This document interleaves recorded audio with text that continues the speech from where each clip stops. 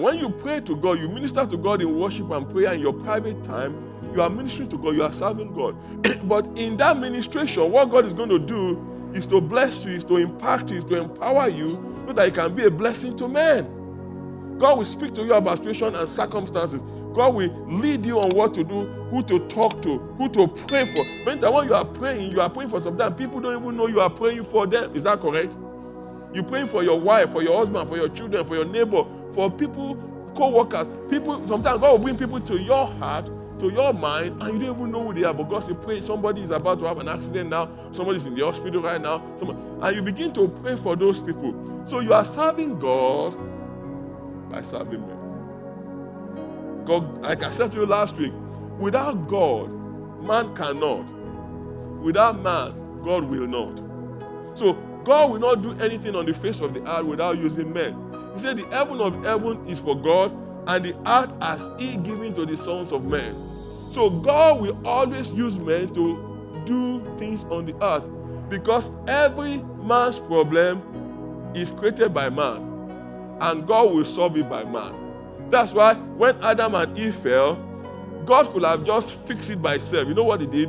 He came in form of a man, because it was a man's problem. Even to solve the sin problem, He had to become a man to solve that man's problem. It's a biblical principle that God will use man to solve man's problem. So many times you ask God for help, and God will send men to you. And if you are not sure, if you are not deciding that this is God sending men to you, you might turn back those men that God has sent to you. That person, that worker, that friend, that neighbor, that family member. God might send somebody to you. I don't know if you have heard of that story. Somebody that was drowning in the sea, and they was praying for God, help me, send me here, send me. And then somebody came with a boat. I said, let me help you. He said, no, I don't need your help. God is going to help me. And then the guy right away with his boat, and then somebody came and threw him a float. Come on, get on the float, don't drown. No, don't worry. God's going to send me help. I don't need man's help. I need God. God's going to send me help. So the man took his float and went. And then somebody came with the helicopter and dropped the ladder. I said, climb up. No, I don't need man to help me. I'm calling on God. God's going to help me. So the helicopter went away, and that person drowned. And then got to heaven. I said, God, I prayed and prayed. I yelled, I screamed. I asked for you, and you didn't send me help. God said, I did? I came to help you. No, you didn't. I sent you a boat. You rejected it. I sent you a float. You rejected it. I even sent you an helicopter. You rejected it. Because all that help, all those help, is God showing up to help you through men. Some of us are too big. We are too self-conscious. So I might even call it some of us arrogant to receive help from men. Many times, God will help you through men. I said God will help you through men. Now look at what the Bible says, 1 Peter chapter 4, verse 10. As every man hath received the gift, even so do what? Do what? Do what? What does the word minister mean? I told you what it means. Serve. As every man has received the gift, even so, you can turn the word minister. So, serve, same one to another. Minister, same one to another as good steward of the manifold grace of God. So there are times that God will put things in your heart to help somebody. Someone must come and say, give that person $100. Why will I give that person $100? Maybe that person will pray for $100. And you are the answer to that person's prayer. And God is saying, help them. I'm trying to help them through you. And by God helping them through you, God's going to bless you. Sometimes somebody will come to you and say, God, I just in my heart to do something for you. God will use people for you, and God will use you for people. Are you getting what I'm saying? Are you getting what I'm saying? Sometimes it is information that they will bring to you. That the information you need at the right time, they don't even know what you are going through. Sometimes God will open the eyes of somebody, and God will reveal things to them about you, and you have not even told them. Sometimes you have told them, and they don't know what to do, and then suddenly God will bring them the answer. Maybe God has been telling you in so many ways and you are not responding, you don't see it. God will bring them as a confirmation to let you know that thing I'm showing you, it is me, do it. Are you listening to me? So say, as many man as received the gift, even so minister the same unto one another as good steward of the manifold grace of God. So the gift in your hand, you are supposed to be a steward of that gift. It's not yours. You know, a steward in a restaurant doesn't own the food. Hello? What does a steward do with the food? Serve it. Is it his food? Did she pay for the food?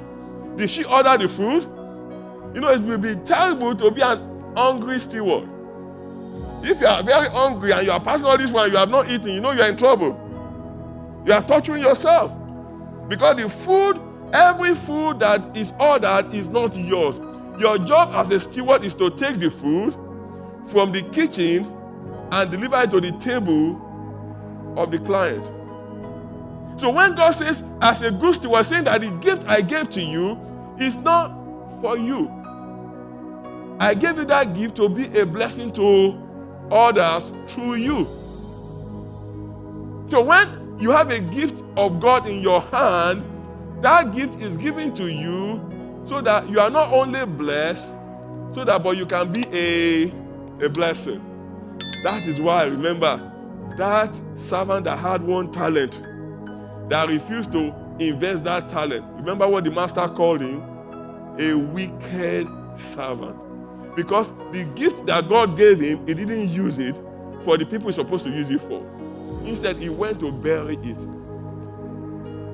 So when you bury your gift, when you ignore your gift, when you do not use your gift, God is going to hold you accountable for that gift. How many times have you seen something before it happened and you didn't say anything, and that thing happened and they said, and I saw that thing, I should have said something. Anybody know what I'm talking about?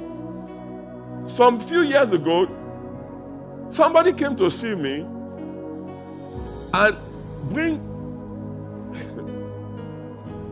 somebody to me, and as I began to pray for them, I heard God tell this person to do so and so with this person. It's very specific. I don't want to go into detail, because if I go into detail, some people will know what I'm talking about, and the person might be watching and say, oh, my pastor used me to preach.